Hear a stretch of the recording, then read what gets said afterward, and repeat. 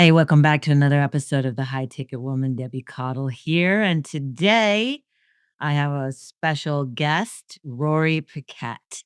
Rory is a Christian, a husband, and I think he's putting these in order of his priority for himself, I'm pretty sure. Christian husband, father, coach, podcaster, author. And he hosts three podcasts: The Power of Man, The Podcaster Nation, and Wake Up the Lions, his most recent one. He's also a men's life coach and a podcasting coach. And he claims that he's a serial entrepreneur who now gets to do podcasting for a living. He and his wife are empty nesters, and as he puts it, they're working on their second act, trying to discover what it means to live their best lives. Rory, welcome to the High Ticket Woman. Thank you so much, Debbie. I appreciate it, and I'm very happy to be here.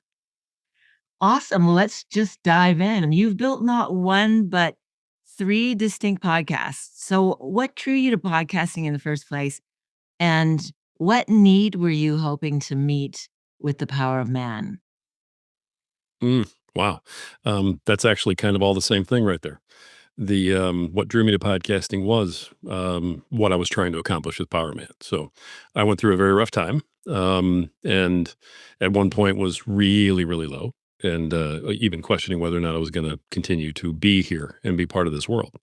So when I was that low, I didn't have anybody. I was literally alone. And when I came out of it, um, and started to rebuild, I really became more and more conscious of how alone I felt at that time. And as I thought more and more about that, I just said, nobody should ever have to feel that way. And I noticed a lot more men, especially at the time, were feeling that way. They were feeling very alone, abandoned. If you show your emotions, you're in trouble. If you don't show any emotion, you're in trouble. Nothing's right, the whole bit. So I just decided that I was going to share my story so that if there was ever any guy out there who was going through what I went through, that he would at least have one podcast out there to listen to if he could find it that would tell him he was not alone. So that's what got me into it, and that's what got me going with Power Man. Is there something about your journey, your story that led to the podcast that you're willing to share, that brought you to that point of feeling like you were so alone? Yeah, sure. I don't know how deep you wanted to go into that. I was just trying to respect your time. It's one of those stories. So I was very big into real estate for a very long time. 2008 hit. Folks who are our age probably remember what that was like. It was the biggest crash we've seen in our lifetimes in the real estate market. And I had a Mhm. small company, but it was big for me because we were independent. We weren't linked up with a franchise or anything. And I had 5 offices in 2 states, had over 60 agents working for me, staff of probably 15 at that time. And we were doing great. We were killing it. But then when that crash hit, I tried to warn everybody. I said, folks, you got all this money coming in right now because of the government programs, but when that's over, it's going to be crickets for a while. So put your money away. Nobody listened. We had realtors going out of business right and left. And as someone who owned a company that depended on realtors, working, well, the company didn't do real well. So I did my absolute best, put everything I had into it, trying to keep it going. In the end, we couldn't. And, the election happened after that. We knew it was 4 more years of the same thing, and we just had to let it go. So at that point, we had let it go too late, and we literally lost everything. It was the house, cars, everything we owned, selling everything through garage sales and Facebook Marketplace. I mean, if it was in a house, it got sold, type of thing. It was a really rough time. And then, of course, couldn't find a job because, you're an owner making $250,000 and, you are a larger guy with an attitude like I am. And nobody's going to bring you in to work under them because they know either number one, they're afraid you're not going to do what you tell them. They tell you, or they're afraid you're going to come for their job. So nobody wanted to hire me. It was just a really rough time. And so we ended up running out of everything. We lost it all, crashed hard. And at the very bottom of it, it was just in a very big fit of frustration. I was like, look, I don't know if I can keep doing this. And I honestly thought that they'd be better off without me. to be honest. Uh, They being my wife and my kids. And that's how so twisted my head was at that moment, you know? I mean, I look at it now and I'm like, "How in the world would they have been better off without me?" yeah, Then who's gonna get them out of it, you know? But yeah. that's where men go, you know? And so I had actually decided to do it, and I went down the hallway to Mhm. basically say goodbye to my family, you know what I mean? They were all sleeping, it was 2 o'clock in the morning, and I was just done, and, walked into the kitchen, was gonna take care of things and just get it all done, and, I it was like I just lost control of my entire body for some reason. Everything just started shaking. Um, I felt like I couldn't breathe, you know, sort of collapsed on the floor, broke out in a sweat, and, didn't know at the time what was happening to me, but, I kinda passed out, you know, woke up, and it was a whole different thing. I just had this clear view of, like, "What in the world were you thinking of doing?" And, I grabbed a legal pad and a pen and just went to work and just started listing everything one problem at a time and said, "Look, you gotta fix something. Start somewhere." And so the kids woke up the next morning and there was dad on the floor in the living room with like, I don't know, 30 or 40 sheets of yellow legal pads spread out all over the floor, you know, making notes. And they were like, "Well, that's dad." Okay. So they went to work. No one knew anything about it until I told my wife about it, you know, a few weeks later. But I now Mhm. absolutely believe with everything in my heart and soul that that was God basically say, Yeah. "Hey, fool, what is wrong with you?" And the only way to stop me was to literally just take me out right there, like knock me down. So I stopped Mhm. so I could wake up. And that's What pretty much what happened. wow. Well, what an incredible crossroads moment for you. That's a great way of putting it. Yeah, it changed everything in my life right at that moment. Yeah. Yeah. So you host the Power Man, and I think this is where I'm really curious to talk with you about this. You host the Power Man in this time when power often gets really confused with control. I'd love for you to speak to that. What does godly power look like to you? Because I know that the power of men has come under fire. Oh, goodness. Yeah, that's putting it mildly, especially the time frame from when I started it. I started about almost 6 years ago, and that's when the whole movement of masculinity is bad, everything's toxic, you know, the word man is bad. It was really awful, you know, at the time. Some of that was my way of fighting back against that, I guess. Um, but you know, ever since I crashed and got back up, one of the biggest concerns I've had as a father has been how do my children see me, and what legacy am I leaving for them? What am I showing them? And that was where you know Power Man really became very important to me in my life. And a lot of the lessons that I put out and a lot of my opinions and so the podcasts and things come from, you know, in that way, was because I was concerned, how do my sons see me? You know, if if I can't act like you know a leader, if I can't stand up and be tough when I need to be tough, you know, and be resilient when I need to be resilient. Um, you know, when the electric bill can't get paid, that's not the time for dad to crumble in tears and be sitting in the living room going, "I'm overwhelmed." I, that's not what's needed. That's not what my boys needed to see. And so, you know, as cognizant as I was of that, that was a huge part that went into Power of Man and what it was about and the messaging. Power of Man has always been about the power that's inside of you. Um, it does, you know, it is godly power. It's given to you by God at birth, but it's also an expectation. It's a power and a responsibility. It's an accountability that if you're going to ask someone to marry you, there's a certain amount of I'm going to do my job. I'm going to be there for you. I'm not going to let anything happen to you. I'm going to protect you. You know, and you can go back and forth about who provides and who does what with jobs and family roles. That's not what it's about. It's just about you doing the best you can to show up however you have to in your dynamic with your family. It isn't somebody else's job. It's yours. So if your family's not being led, All you have to do is look in the mirror. You're the one not doing it. Um, so yeah, it gets misconstrued as, oh, powerful or power over something. It's the power that you have within you to solve anything, to handle anything, to withstand anything.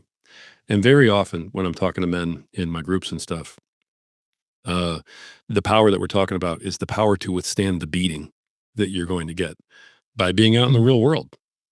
This is how it is. you know, Things have not gotten better since COVID. They've gotten a lot worse, for men in the marketplace, especially. And we're still out there working, two jobs, sometimes three, trying to work side hustles, doing whatever we can. We're giving blood to put food on the table. I've done that, Debbie. I mean, I've gone down and given blood to get some money to buy some food so the kids could eat that night. That's what you have to do. There isn't any, oh, I don't like needles. There isn't any, well, I'm tired. Hey, who cares? Your kids need to eat. So that's where it comes from, is that inside of you, you have the power to accomplish whatever you have to. And yeah. it's definitely, I've caught a lot of heat over the years, but at this point, I just laugh at it. But the heat comes from people who don't actually understand what your real mission is about. Would you agree? Um, I'd like to be very kind and say that. If you'd like to, for the sake of your listeners, leave it at that, we can. But to be completely honest, it comes from people who are threatened by it. People who have agendas, people who don't want men to stand up and be strong. And a lot of those people are men. People always think that I get, hate from women and stuff. We have about 15-20% of our audience is women, you know, and they're great. They're very supportive. But the hate that we get is from other men. Usually, the way that I picture them is they've got purple hair in their mom's basement eating Cheetos, playing video games. But, that's just my So own we're using the term man loosely then. a little bit. What's the greatest challenge that you see facing men in Christian culture today? And how do we begin addressing that? Wow, I love that question. That's a great question. In Christian culture, especially, this was one of the things that got me to start my third podcast that I have right now, currently Wake Up the Lions. Um, Men have learned how to be quiet. We've learned how to silently suffer. We've learned how to, stay in our lane, not cause any problems, just be quiet. And when it comes to our faith, we've learned the same thing. We've learned, hey, you don't want to offend anybody. So, look, it's fine that you believe in God and that you're a Christian, but let's just tone down the God thing, a little bit, because we don't want to offend anybody. Meanwhile, no one in the world is worried about offending me. So I'm like, you know what? I'm done worried about offending anybody. I'm not preaching any sort of hate or disdain towards any other group um, at all, any other religion at all. I mean, if you're Jewish or Muslim, and you should be proud of your faith, stand up and say, "This is what I am. It's what I believe," and I'm going to shake your hand and go, "I'm happy for you. Good for you. This is what I believe," and I hope they'll shake my hand back. They won't, because as soon as they find out I'm a Christian, they're going to say that I'm hateful and that I'm judgmental, even though I'm not. So men have learned how to be quiet.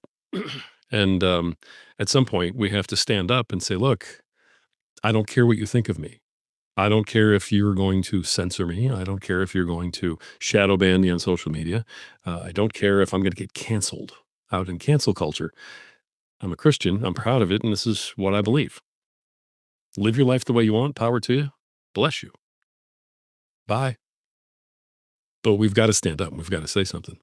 The Christian faith is under a lot of fire, a lot of fire. And I don't know if you want to go there or not, but we can if you want. But men have to get ready. They have to stop being quiet. So you're talking about boldness and courage in the face of adversity and persecution, really, is what you're talking about. 100%. Yeah. I'm just curious, did you set out to be a coach when you got into podcasting? No, no. When I got into podcasting, I just wanted to podcast. I wanted to be a podcaster for one podcast. Um, and I really just wanted to help other men.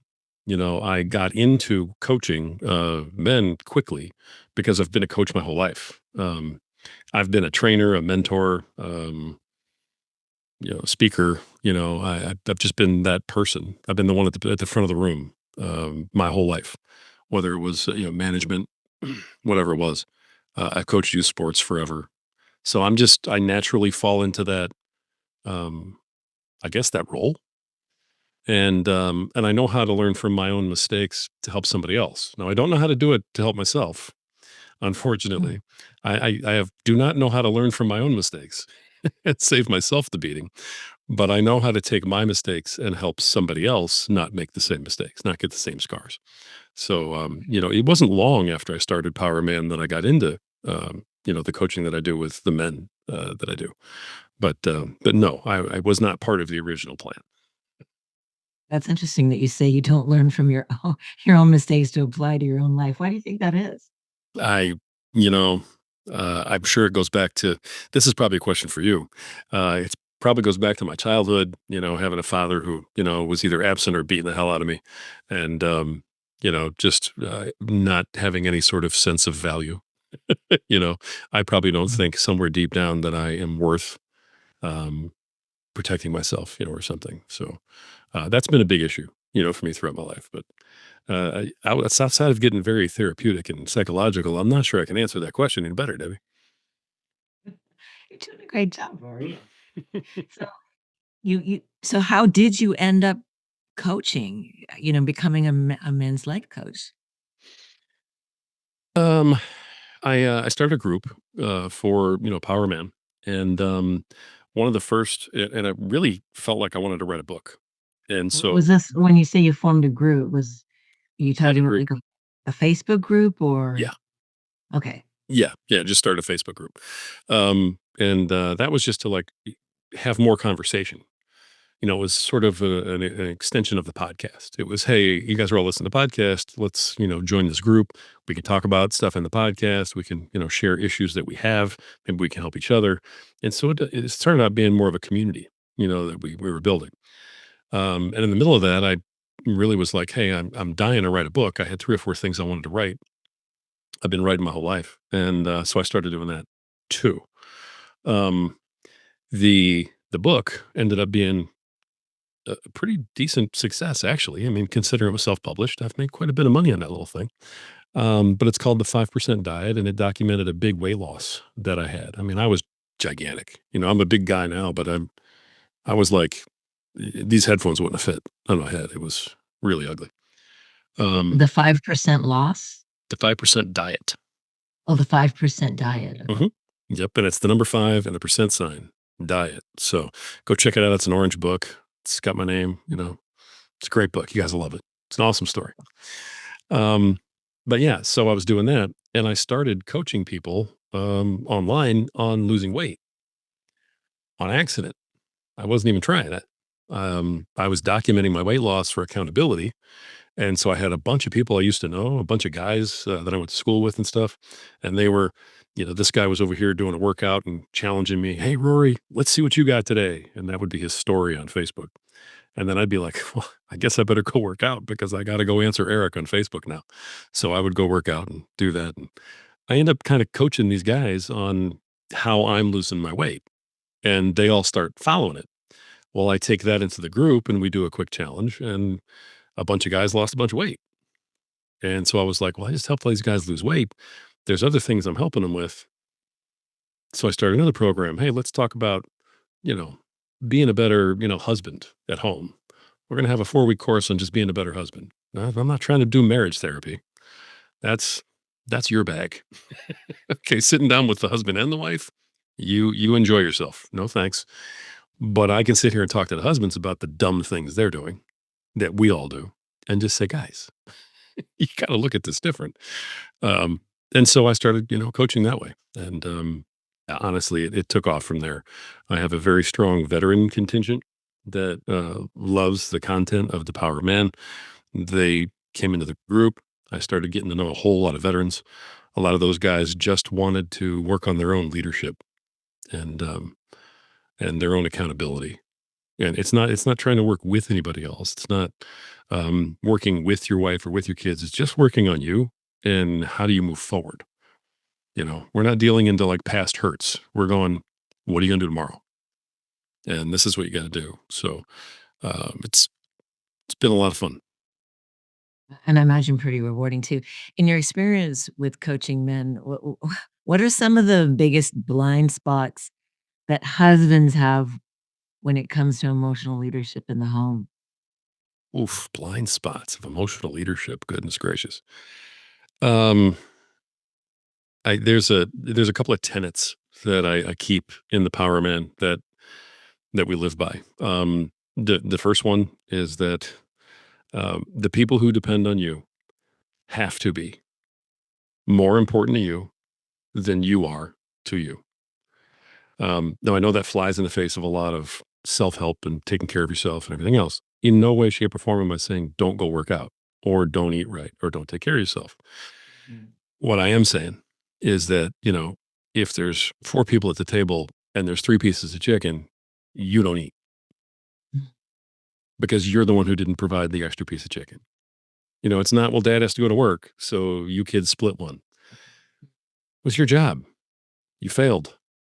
You suffer the consequences. Guess what? You probably won't fail again. If your kid has an orchestra recital, which is really important to them, that's not the night that you go sit in your car, eating Arby's and watching Netflix and then roll in the last 5 minutes. That's not the night that you go bowling with the guys. You go, hey guys, I can't make it this week. My kid has something that's more important. And you give up what's important to you if what's important to them is in conflict. Um, when you really get down to the brass tacks of it, it's kind of hard to argue. But I still get a lot of hate for it right up front because everybody's like, "Oh, nuh-uh, I gotta take care of me, I can't pour from an empty cup." Yeah, but when's the last time you poured anybody anything? So, so that's a big blind spot for men right there.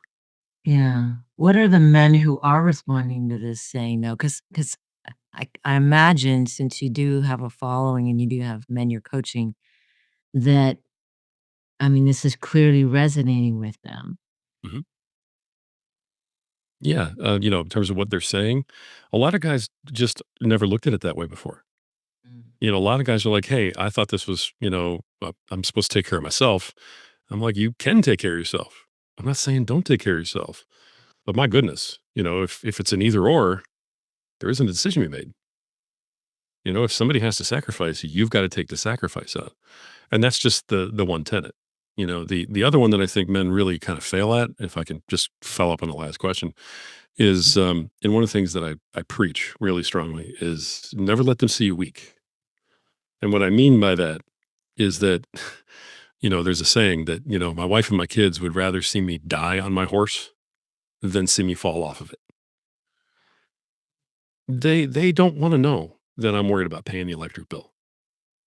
If it's not gonna get paid, they wanna know, okay, because they're gonna be in darkness. But if I'm worried about paying that bill, that's not something I need to share with everybody. That's something I need to go take care of. And that's where a lot of guys really, I think, have blind spots. They share so much about what they're worried about and why they're worried about it and everything else instead of getting up and doing something about it. And, it brings down their family, it brings down their wives, and the whole family ends up wondering if they're gonna be okay. Are we gonna be okay? Are we gonna have power tomorrow? Is there gonna be food on the table? Your kids shouldn't be worried about that. You can worry about that, but go fix it. I mean, we were Yeah. hours away from not having food on the table. I don't even know how many times after my crash.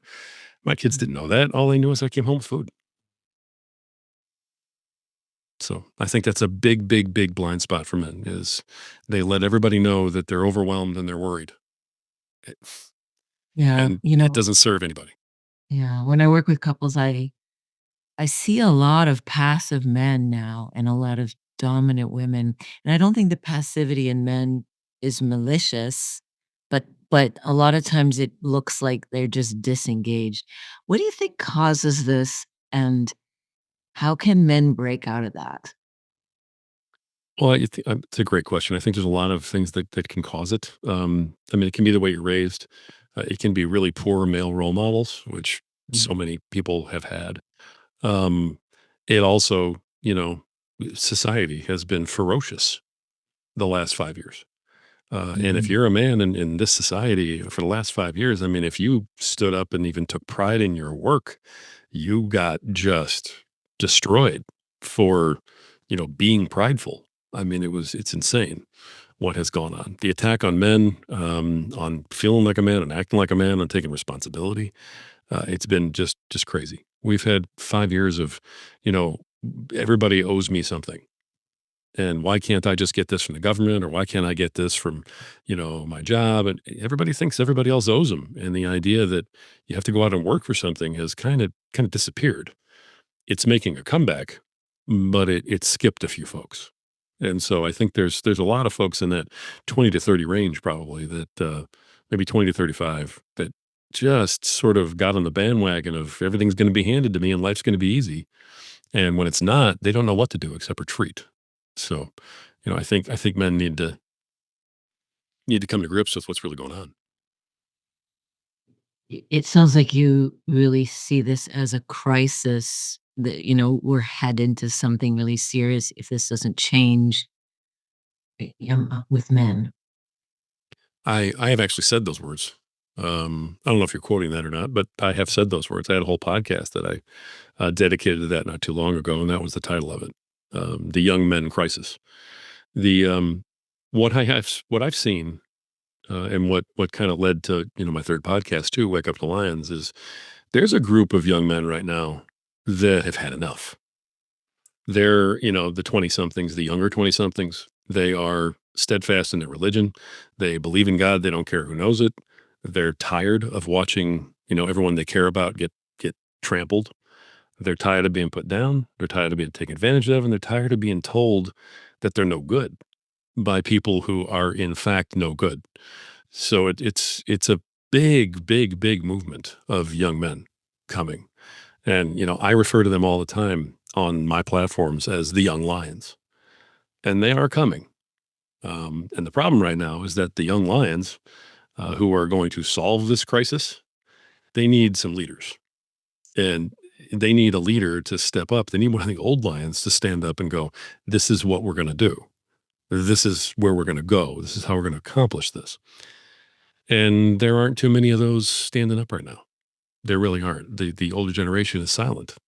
And again, that's why Wake Up the Lions has been so important to me to get going, is because, someone has to lead this group of young men to solve this crisis, because it's not going to be us alone, the older folks, that solves this. The younger ones that are coming up are going to solve it for the ones that are in front of them. So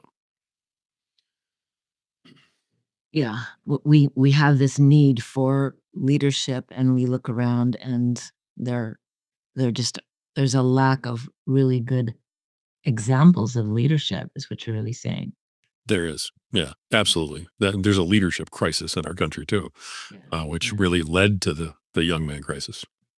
Yeah. I wanna go back to the passive man and dominant woman thing, because I see that so much. Um, the strong, really capable, high achieving woman, I think sometimes makes it unintentionally, or maybe sometimes intentionally, but makes it harder for their husband to lead. Do you see that in talking with men? And what are your thoughts about that? That's another great question, great way to look at it. I think the blame's being placed in the wrong place on that analogy, because I don't think that there's anything wrong with a woman being, high performing, high goal, high motor, high energy, high productivity. I mean, if that's how you're built as a man or a woman, that's who you should be. If you're a man and you're going to be with a woman who's like that, you need to understand the assignment. Your job is not to fade into the background. Your job is to step up and match that intensity. Um, what I have seen is I've seen too many men who just accept it and take the easy way out and go, "Well, I've got a wife who's making a bunch of money, or she's doing really well at work, or she's running things, so I don't have to. I'll just sit back and I'll take the easy road." And that makes me sick to my stomach. If nothing else, if you've got a woman who's out there who's, doing that, who's producing, who's making money, who wants to, help you lead, now you're leading as a power couple. Now you're leading as a team. the two of you. That's how that's intended. It's not intended for the man to turn around and go, "Oh, I guess I'll take the day off." And I've never really seen, um, that work very well. So, um and I think most of the time, I don't think that it's the woman being successful that causes the man to go, "Oh, well, I'm no good."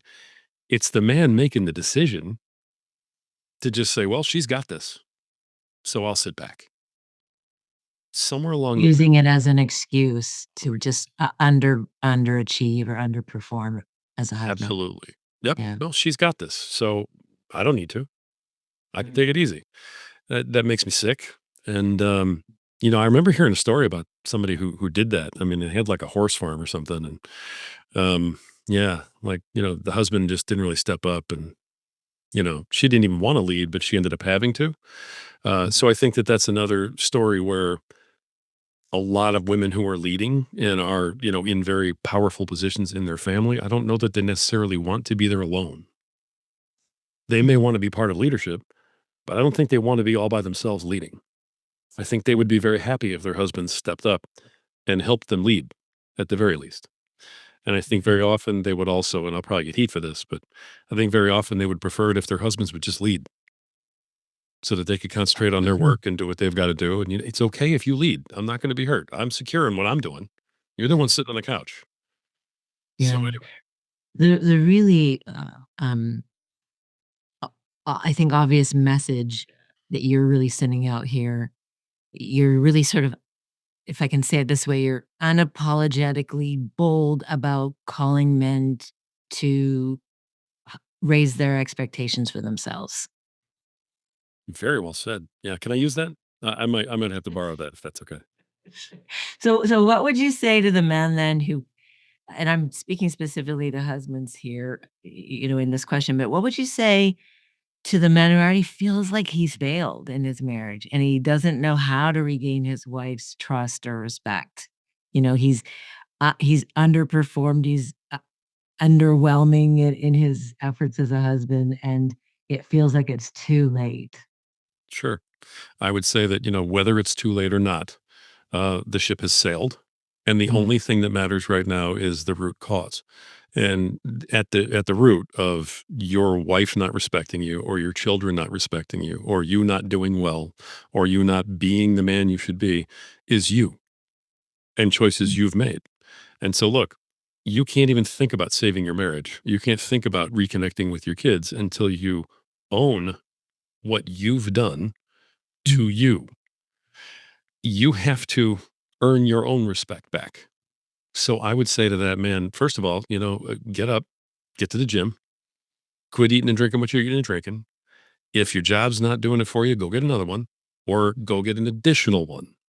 But do what you need to do to feel good in those roles and be proud of yourself. Because if you're not proud of yourself, no one in your circle is ever going to be proud of you, ever. And that is one of the things that I really work on, honestly. I'm not a therapist. I don't try to be one. I'm not worried about, what happened to you before. I'm not worried about any of that other stuff. All I'm doing is saying, whatever has happened, you have a choice to make about what you do next. So my role comes in with what do you do next? And what you do next better be earning your own respect back.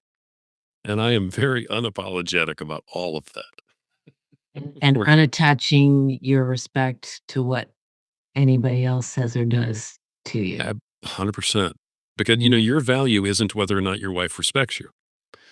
Whether or not your wife respects you is a result.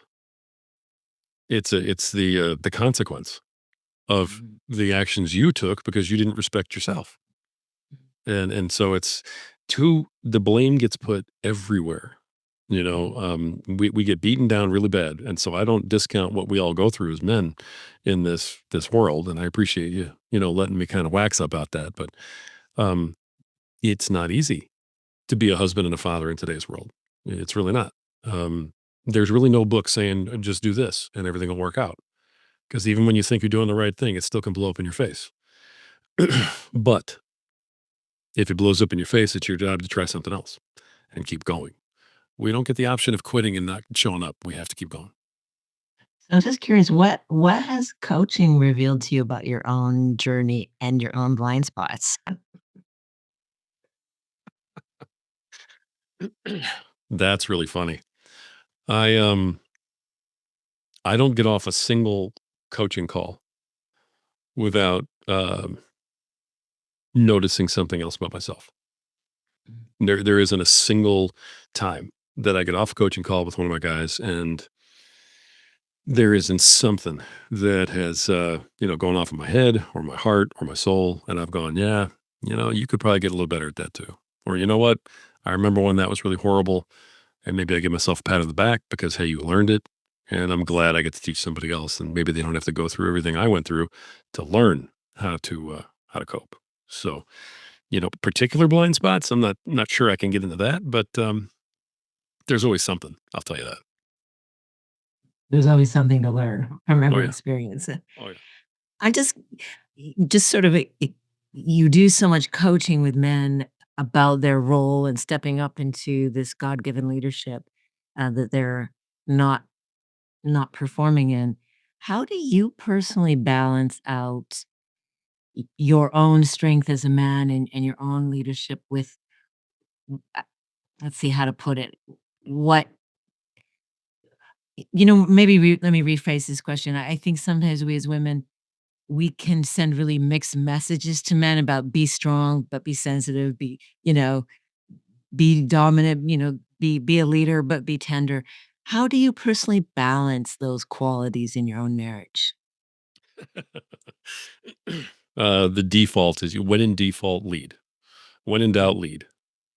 Mm. And that's my default. When in default, whenever you're in doubt, you have to have a couple things you fall back on. So, my default position is that when in doubt, you lead. If you're not sure if you should, then do it. Just lead. The worst thing that happens is you have two people leading, or you have to change direction. But the worst thing you can do is sit and do nothing. That's a decision that never gets anyone anywhere. So, that's how I run my life is that even if I'm wrong, I'm still going to move forward. If I'm wrong, then I'll take a step back and move forward again in a different direction, but I'm always going to move forward. And if there's ever a doubt, should I be, a little more sensitive here? Should I be a little more forceful? You know what? You just need to lead. Go lead, figure it out. Everything will fall into place. And, hey, it's a minefield. You do learn that. I've had plenty of times over the years where I've thought that I needed to be more straightforward and more of a leader. And my wife just wanted me to be a little more sympathetic. I'm a guy, so, I'm a fixer. And I've learned not everything needs to be fixed all the time. Um, that was one of my biggest issues, probably, to answer your earlier question.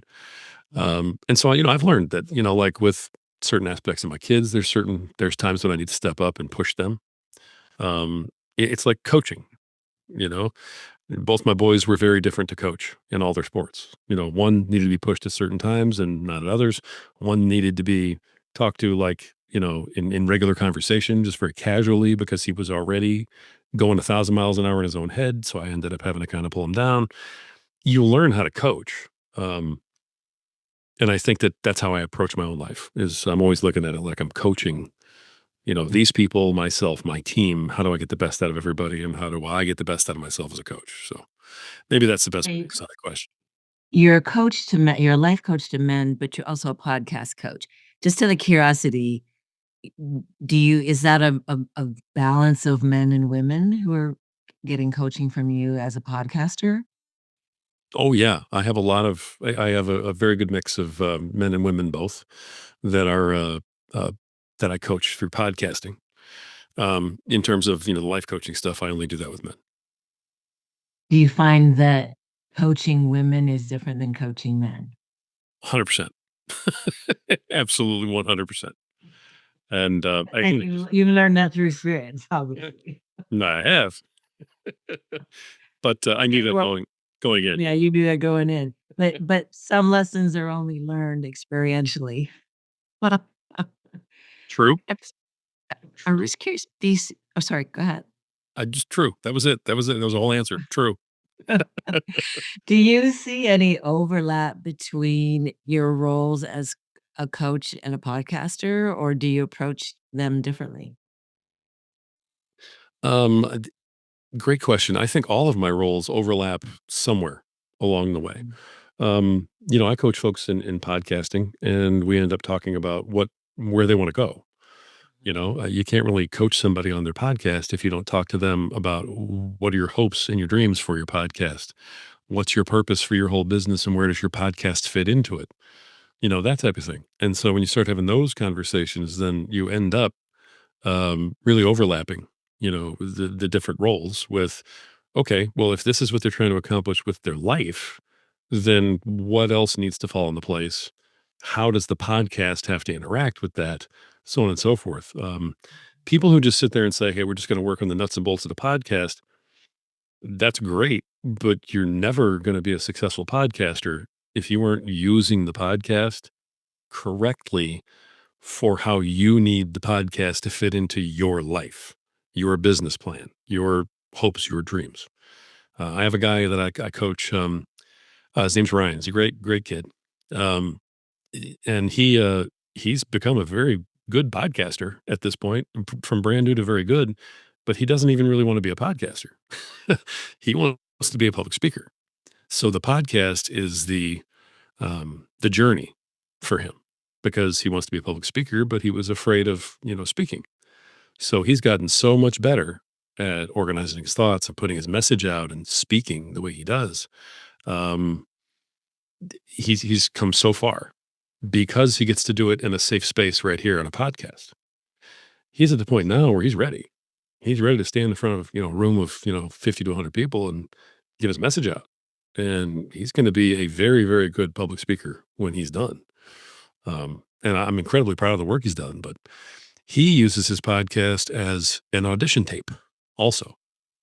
So when he does his solo episodes, he's standing up as if he's giving a speech, doing a presentation, so that he can send that off to people to say, hey, this is what I look like when I'm speaking. And folks who, speakers who don't have podcasts, they don't have all that. They don't have all that material to send to people. So he's going to have a huge leg up when he's competing for other people for paid speaking jobs by mhm, having the podcast. But we both know that that's what the podcast is. So we're not worried about, is he monetizing the podcast, for instance, because that's not where he's going. The podcast is a tool. It may not even be around 3 years from now, when he's on mhm. stage. But for right now, that's where it needs to be. So again, yeah, they all kind of overlap and we end up doing multiple jobs. Figuring out the purpose or the intent behind the podcast is really huge. So then that leads me, I guess, to one of my final questions here. What does the future hold for you, Rory? Wow. I have long term, I'll be honest, and I'll just tell you, I have no idea, and I'm happy with that because right now, God is leading me where I need to go for the first time in my life. I've never actually felt this devoted to that. Um, I'm getting messages and I'm getting signs and signals and everything every day as to what's next. What do I do now? What the next step is. And so, I will tell you that Wake Up the Lions is already going to be very big, and it's leading me to do a lot of public speaking. I already have people who are asking me to come speak at their function, at their church, at their youth group, whatever it might be, about this topic, of the young lions and whatnot. So I know that I'm going to be back in public speaking at some point. I was before. I'll be back there again. I know I'll be podcasting until I can't. So podcasting is not something I'm walking away from anytime soon because I just love it. I absolutely love it. But I have very, very big ideas on where I'm taking my podcasting to. So, and I love coaching. I absolutely love coaching. When you have students like that who are just making huge progress, um, you can't help but just sit back and beam and know that you had a little something to do with it. It's unbelievably gratifying Yeah, as my life. So that's the best answer I can give you yeah. because I don't know. If God tells me to go that way tomorrow, I'm going You're that way. going. You're going, you're not. So you're open to whatever path God leads you on. I really am. Yeah. Yeah. Well, I think exciting things are ahead for you, Rory. This is it for today, but yeah, I want to just thank you for being here with me and sharing all of it. Well, thank you. I appreciate you having me on, and you look great, by the way. Haven't seen you for a while, but I mean, you look awesome. So thanks for having me on. Yeah, thank you very much. Everybody, thanks for joining us today and showing up and listening. It's always greatly appreciated. Don't forget to subscribe and pass this on, share this with a friend. If something really stirred you in today's episode and you want to reach out to Rory, what's the best way for people to get a hold of you? Any of the socials, just by my name, and that'll be in the show notes. I'm sure Rory Paquette. Just come find me on any of the socials. I'm there. And we'll put the links to all the episodes, all the podcasts that you have in the show notes. All right, everybody. So until next time, please keep showing up, keep staying curious. And remember, you don't have to be perfect, you just have to be teachable.